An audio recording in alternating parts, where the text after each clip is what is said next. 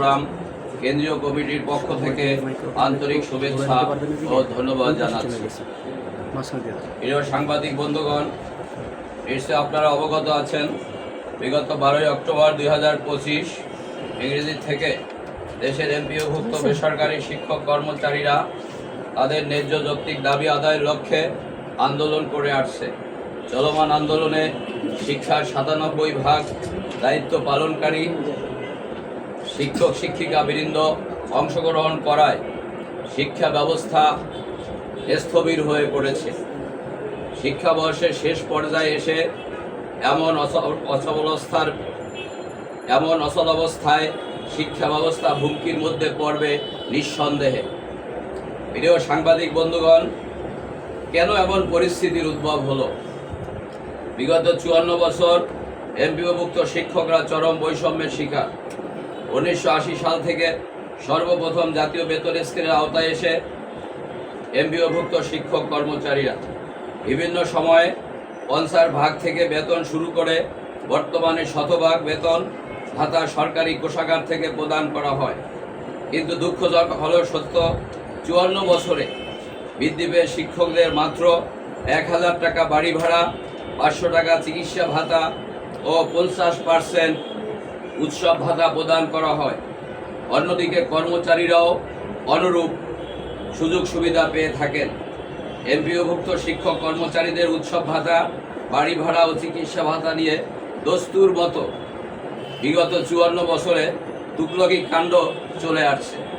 প্রিয় সাংবাদিক ভাইরা, 5 অক্টোবর আন্তর্জাতিক বিশ্ব শিক্ষক দিবসে সরকার থেকে 500 টাকার বাড়ি ভাড়ার প্রজ্ঞাপন জারি করা হলো।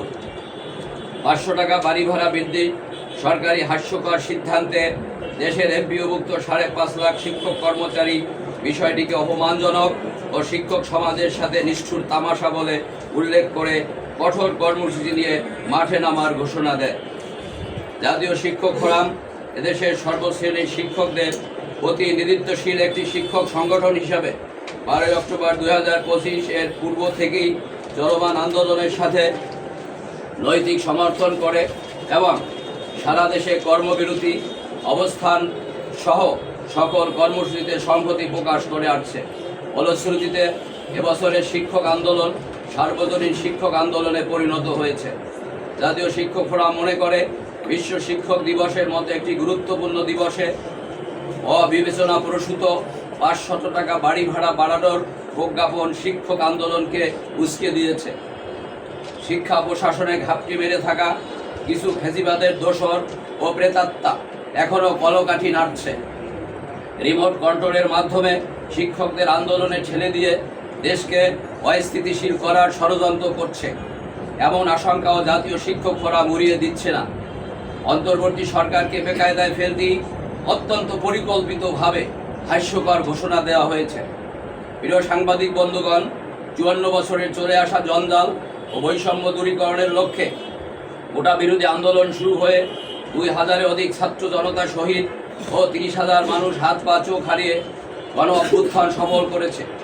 24-এর অভ্যুত্থানের মূল চেতনা ছিল দুর্নীতি, দুঃশাসন, জুলুম, অত্যাচার ও বৈষম্য চিরতরে বন্ধ হবে। সকল বৈষম্য দূরীভূত করতে 2025-26 শিক্ষাবর্ষের বাজেটে শিক্ষা খাতে বরাদ্দ দেওয়া হয়েছে 95,644 কোটি টাকা। এমপিওভুক্ত শিক্ষক কর্মচারী আশা করেছিল নতুন বাজেটে একটি সুসংবাদ আসবে, সেটি হচ্ছে বাড়ি ভাড়া 20% প্রদান করা হবে। অর্থ উপদেষ্টার বাজেট বক্তৃতার স্লোগান ছিল বৈষম্যহীন অর্থনৈতিক ব্যবস্থা করার প্রত্যয়ে জাতীয় বাজেট।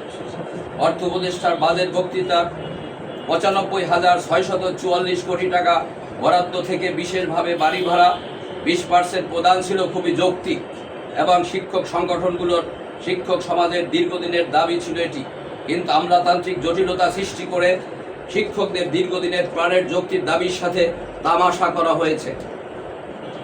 শিক্ষা প্রশাসন শিক্ষকদের পিছনে ব্যয় করার চেয়ে প্রশিক্ষণ খাতে ব্যয় করতে স্বাচ্ছন্দ্য বোধ করেন, কেননা প্রশিক্ষণ খাত থেকে প্রত্যেকেরই নির্দিষ্ট হিস্সা বিদ্যমান থাকে। প্রকৃতপক্ষে আমরা মনে করি শিক্ষায় দুর্নীতি বন্ধ করতে পারলে